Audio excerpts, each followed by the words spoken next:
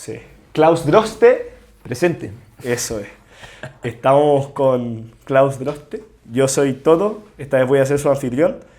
Él es psicólogo de la Universidad Gabriela Mistral, Sí, señor. doctor en Humanidades por la Universidad Abad Oliva de Barcelona y postítulo en Fundamentación Filosófica en la Universidad de los Andes. Ha realizado docencia en varias universidades, como la Universidad Católica de Chile, la Universidad de los Andes, la Universidad Santo Tomás, Universidad Gabriela Mistral y Universidad Finisterra. Actualmente decano de la Facultad de Psicología y Humanidades de la Universidad San Sebastián. Exactamente, sí, señor. Perfecto. Bueno, Klaus, muchas gracias por... Gracias, Toto, por la invitación. Pues nos resultó al final, por suerte. Nos resultó. Costó, pero lo logramos. Lo logramos. Klaus, para partir esta conversación, ¿Ya? y porque el público, la idea es que sea mayoritariamente universitario, ¿qué opinas tú del rol que tienen las redes sociales en cómo nos configuramos nosotros hoy en día? En cómo se configura un poco la identidad, en cómo se configura nuestra relación con los otros y con uno mismo. Bueno, esto ha cambiado mucho. Yo creo que ahora el tema de las redes sociales, por así decirlo, es una cosa que hay que integrar y no se puede uno desarrollar, me imagino yo, ya como joven al margen de esa realidad. Y algo que puede ser muy positivo, creo que hay que aprovecharlo en ese sentido. Y el riesgo que tiene es que uno empiece a tener este ser uno en lo no virtual y el ser otro un poco en lo virtual, que también te permite maquillar cosas, simular, exagerar, distanciarte, y que quede uno realmente un poco como encapsulado en su modo de relacionarse en ese tipo de relaciones más tecnológicas. Eso yo creo que puede ser un riesgo, pero hay que integrarlo bien porque puede ser muy, muy bien aprovechado, digamos. Y quizás como desde una vista más psicológica o filosófica, ¿cómo podría alterar el hecho de que hoy en día nos estemos digitalizando y que de algún modo nos estemos tratando de definir en base a la mirada de un otro o en base como a lo que yo creo que el otro quiere ver de mí? Bueno, eso es un riesgo que ha existido siempre. O sea, el ser humano en general se va madurando en el conocimiento de él mismo también a través de la relación con los demás. ¿Sí? Claro. Entonces eso siempre pasa y siempre uno puede correr el riesgo de caer más bien en gracia y dar un gusto a lo que las personas quieren obtener para ser alabado, reconocido, considerado, que es un deseo muy humano y muy vital el pertenecer a algo. Entonces, lo que ocurre es que hoy día tenéis más riesgo de poder hacer eso de modo más rápido, que sea más difícil de pesquisar la falsedad, porque es mucho más difícil fingir cuando uno tiene una relación presencial, no tiene tanta imagen, no tiene tanta foto, la cosa no va tan rápido, va a otro ritmo. Entonces, puede ser un riesgo porque uno puede fácilmente creerse más bien un cuento, o sea, como ser como el protagonista de una película. Hoy día es más fácil armar una cosa así. Y creer que uno es el que en realidad no es. Y alejarse y enajenarse un poco de sí mismo y de la verdad de uno. Creo que eso puede ser un riesgo. Perfecto. Perfecto. Y en esta relación con el otro y en este mundo acelerado, que creo que son dos cosas muy importantes y que quizás no siempre van de la mano, ¿cómo recomiendas un poco a nosotros poder navegar eso? O sea, generar vínculos que son importantes tanto para nuestro bienestar como para el bienestar del otro, quizás viéndolo desde un sentido más útil, quizás también desde sentidos más inútiles de tiempo donde uno puede perder el tiempo con otra persona, versus este mundo que te está exigiendo ser alguien que quizás no calza con esa persona que tiene ese vínculo. ¿Cómo eso? A ver, no te capté que la persona no calza con... Como que vivimos en este mundo que no permite la proliferación de ese tipo de vínculos. Este mundo más virtual. Como más virtual, más acelerado, más de rendimiento, Claro. Sí, porque en el fondo el avance tecnológico y los medios de comunicación que tenemos ahora son súper útiles cuando uno quiere organizar algo rápido, ponerse de acuerdo en una cosa, tener un proyecto común.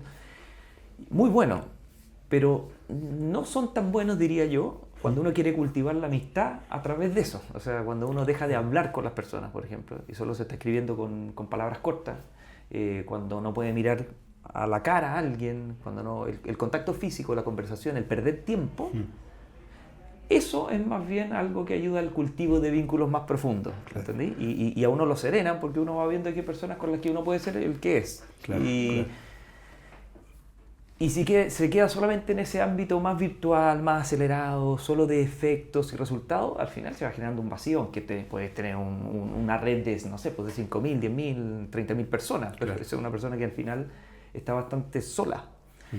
Salir de la soledad, yo creo, a mi parecer, que se hace más fácil en un asado, donde todos nos estamos mirando y conversando, o levantando cajas, que mandándonos mensajes por, no sé, por redes sociales o compartiendo fotos, que también puede ser, pero quiero decir, no podemos prescindir del cuerpo a cuerpo, creo yo, estar presente. Y en ese cuerpo a cuerpo y en esa soledad y en ese ser el que uno es, quizás ¿qué recomendarías a jóvenes que quizás les cuesta ser quienes son cuando están frente a los otros? Y que quizás por eso mismo no se sienten muy acompañados o se sienten más bien solos. Bueno, eso cunde mucho hoy día, que es como el miedo, el temor. Mira, hay una especie de temor que se llama la vergüenza, ¿ya? Y la vergüenza, que es súper buena en un sentido, porque es siempre el miedo a ser torpe o a hacer torpezas, ¿ya? Eso nos tiene que ayudar en la vida, porque cuando hacemos torpezas, cosas en las que no deberíamos sentir vergüenza, es bueno cuando logramos experimentarlo, porque así nos cuidamos más, pedimos perdón, lo hacemos distinto la próxima vez. Pero no es bueno cuando uno vive con el sentimiento latente de vergüenza, ¿sí? Porque eso lo aísla, lo hace tomar distancia, y ahí yo diría que hay que enfrentarlo.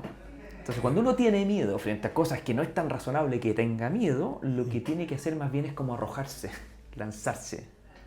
¿Me entiendes?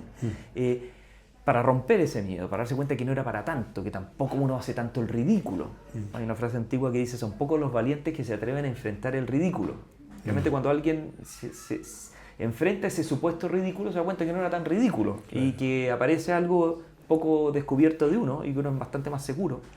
Y así se va rompiendo el ciclo. Perfecto. No aislándose, sino que rompiendo eso, avanzando, hablando cuando uno no tiene miedo a no hablar, a no evadir cuando uno quiere hacerlo, a enfrentar una exposición, a responder una pregunta.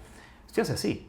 No hay nada psicológico que hacer porque la imaginación siempre te va poniendo trabas. Tenéis que conectar con la realidad y eso es lanzarse a la realidad. Sí. Hay que hacerlo así, digamos. Te das cuenta que tampoco es tan grave ponerse colorado y así uno supera el ya no ponerse más colorado. Pero si uno no lo enfrenta en la realidad, ese es el problema. Y lo que permiten las redes sociales es no enfrentarlo en la realidad, ¿te fijas? Entonces se puede producir en alguien un problema de una creciente inseguridad, aunque aparentemente parece que es muy seguro.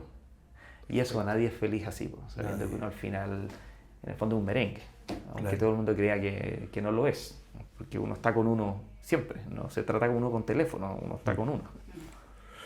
Y si me permites quizás hacerte una pregunta un poco más personal. Dale. ¿A ti te ha tocado alguna vez, quizás en esta edad o en otra edad, tener que arrojarte frente a algo, que te haya pasado algo en la vida que hayas tenido como, aquí tengo que enfrentarme? No, muchas veces, sí, muchas. ¿Y si tenés alguna anécdota? O sea, una anécdota terrible, pero que me ayudó mucho. Yo estudiaba percusión en la universidad, en la Escuela Moderna de Música. ¿Ya? Era como el más chico de la academia. Estaba como, no sé, en primero medio, segundo medio, imagínate. No, antes. Séptimo básico, octavo básico. Cacho. Y yo lo único que quería era, no sé, pues, estar en el grupo de percusión de final de año, participar en la presentación de final de año. Todos los compañeros eran mucho más secos. Y el profesor, no sé, yo creo que le di un poco de pena y me dijo, ya, bueno, te vamos a incorporar, pero no al grupo, sino que vayas a hacer una presentación tú solo mostrando, no sé, yo quería tocar batería y me hicieron tocar el afuché, el güiro, una cuestión que se tocaba así, entonces tenía una mesa y tenía que presentar estas cuestiones con una partitura. O sea, ya era como peor en nada, ¿ya? Pero fue mi familia, yo quería impresionar un poco a mi papá, ponte tú, que quería convencerlo con el tema de la batería, que no me compraba para nada la cuestión. Y fue la primera vez que salí como un escenario. Y salí para allá, estaba súper nervioso, me pusieron en la mesa, llevé las partituras, y cuando pongo las partituras, le pego a la mesa y se me cae todo. En medio de toda esta cuestión estaba ahí, se me cae todo al suelo, pero así, todo al suelo. Y yo así, pero paralizado, coloradísimo. Yo dije, ¿qué? Esta cuestión no puede ser. Mi profesor salió y dijo, bueno, Klaus, bueno, cuéntanos, ¿cómo se llama este instrumento? La fuché. ¿Y cómo suena? Sí, o sea, un ridículo completo. Cosas como esas me han pasado, pero yo creo que esa es de las que más me marcó. Ahí me di cuenta que al final, bueno, fue una humillación tremenda. Yeah. Tremenda. Y uno va aprendiendo, porque al final ya, bueno, hay que pararse nomás, y hay que seguir adelante. Y después seguí, pero así pasan, po. Realmente llegan esas cosas. Llegan. Tú no querís que pasen, y pasan. Y la pregunta es, ¿qué? ¿Te vaya a arrancar o vaya a sobreponerte? Claro. Y hay que sobreponerse, creo yo. Tal cual. Y en ese sentido, en ese sobreponerse, quizás también otro de los síntomas que marcan esta edad es un poco una especie quizás de angustia existencial o una sed de sentido, de ponerle nombre a las cosas, de que uno está sintiendo quizás cosas o que no está sintiendo cosas, que como que siente quizás cierto vacío y no sabe qué ponerle. No te va a pedir que les digas qué cosa ponerle a los otros, pero sí cómo hacemos para encontrar ese sentido, cómo hacemos para que esa angustia no se vuelva un problema, sino que más bien una oportunidad de ya sea encontrar una creencia o de encontrar una comunidad. No, sí, yo creo que te lo voy a decir. O sea, porque como que ya lo dijiste tú de alguna manera. O sea, nosotros como queremos ser felices a toda costa, por así decirlo, es una cosa como irrenunciable, ese sentido, te lo voy a decir muy corto, es muy fácil. Pon a otro. ¿Me entiendes? Pon a otro. Si el que estás poniendo eres tú, no lo vas a encontrar. Si es como no tiene salida esto. Entonces tú tienes que poner a otro. Entonces busca a otro, habla con otro, preocúpate de otro, auxilia a otro. Y eso mismo te va a permitir, por un lado, darte cuenta qué cosas son las que valen la pena en la vida, las que más alegría dan. Sí. Y además, entender que eres tú, quién eres tú, y también abrirte a recibir. ¿Me explico? Porque esa sensación de vacío es de alguien que quizás está obteniendo cosas, tiene cosas, pero no tiene vínculos con personas. No se está dejando enriquecer quizás por otros en realidad. No está buscando servir también con desinterés. Entonces yo diría, alguien que busque sentido, que ponga como sentido el bien de otro. Y ahí parte todo, ahí se hacen grandes descubrimientos. O sea, porque en el fondo la amistad o la concordia entre las personas es lo fundamental en la vida. Nadie es feliz en este mundo sin concordia, y no con él mismo, con las personas, porque estamos hechos de estar en comunión con personas. Y eso con Dios mismo también, pues eso también es una relación de amistad. Pero hay que salir del ensimismamiento, esa búsqueda como media misteriosa, que cada vez más confusa, para ir a los vínculos con otros. Y ahí la cosa empieza como a interesarse, no rápido, porque esto es un camino toda la vida, pero ahí va bien enfocado. El vacío pasa rápido cuando uno hace algo por otros. Y cuando obtiene cosas, a veces crece. Y en este sentido, en este poner el bien en el otro, en este más dar que recibir, ¿cuándo dirías tú que tú te diste cuenta de eso? Y quizás fue con algún acto en concreto o te ocurrió algo. Bueno, esos son los amigos, pues, los buenos amigos te van ayudando. Siempre hay personas que son bastante más nobles, generosas y no sé, que uno. Entonces, yo siempre he tenido la suerte de tener muy buenos amigos, y en distintos momentos de la vida te van mostrando que la cosa no va más bien por acá. Y cuando tú cedes un poco y tratas de hacer lo mismo, bueno, vas descubriendo que tienes razón. Entonces, no sé, pues imagínate, misiones, ayuda, no sé, pues en una parroquia, pero también en la casa, no sé, pues ceder el control de la tele, por ejemplo, o ayudar un poco más, o acompañar al que está triste, tener paciencia con el insoportable, todo ese tipo de cosas que te lo van mostrando personas que son más humanas que tú. Cuando tú las imitas te das cuenta que cosechas buenos frutos. Entonces, es un trabajo como de todos los días, pero un descubrimiento que yo te diría que es como paulatino.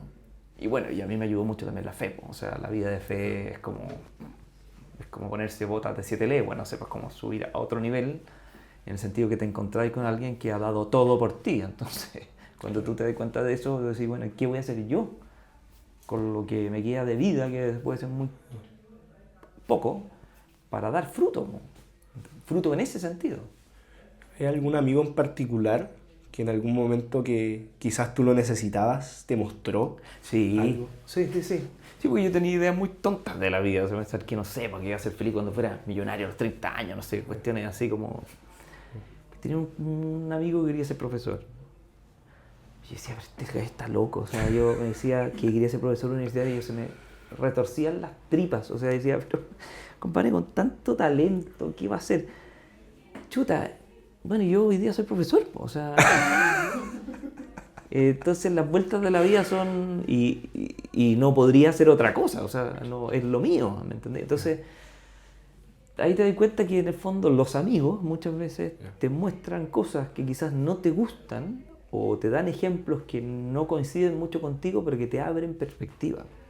Entonces, claro, es un ejemplo ver a alguien que te dice, mira, yo creo que... No sé, porque hay que hacer el bien. Chuta. Bueno... Y te das cuenta que tienen razón, que hay que hacerles caso. Y ya para ir terminando, ha estado muy entretenida la conversación, Klaus. Sí, buena. Muy entretenida. Quizás algunas palabras que tú quisieses o alguna, no sé, como imagen que quisieses dejar a las personas que van a escuchar. Que se supone que son universitarios.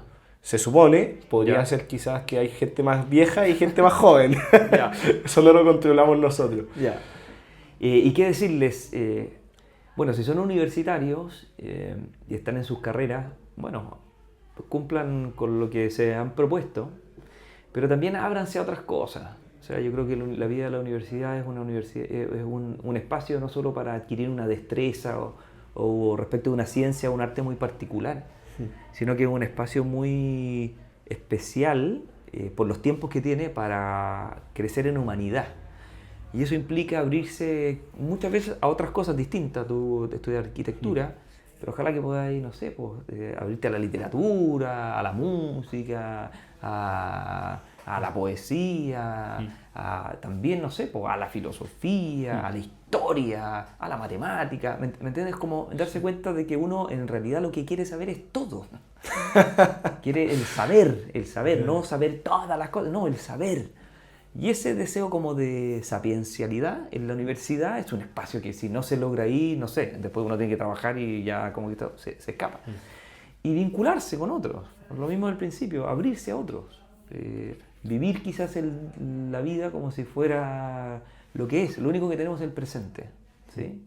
El pasado no está, el futuro no sabemos si de aquí vamos a tener. Lo único que tenemos es lo que tenemos. Y lo que tenemos es una gran riqueza, aunque venga marcada de muchas circunstancias complicadas, pero es una riqueza, hay que aprovecharlo, hay que acoger la vida, pero no solo con los demás. Entonces eso les diría yo, ábranse a los demás, a la amistad en la vida. Muchísimas gracias, Klaus. Hacemos el eslogan una vez más. Klaus Droste. Presente. Buenísimo. Muchas gracias. Ya, Tato, Te gracias. pasaste. Gracias a ti. Nos vemos. Chao. Chao.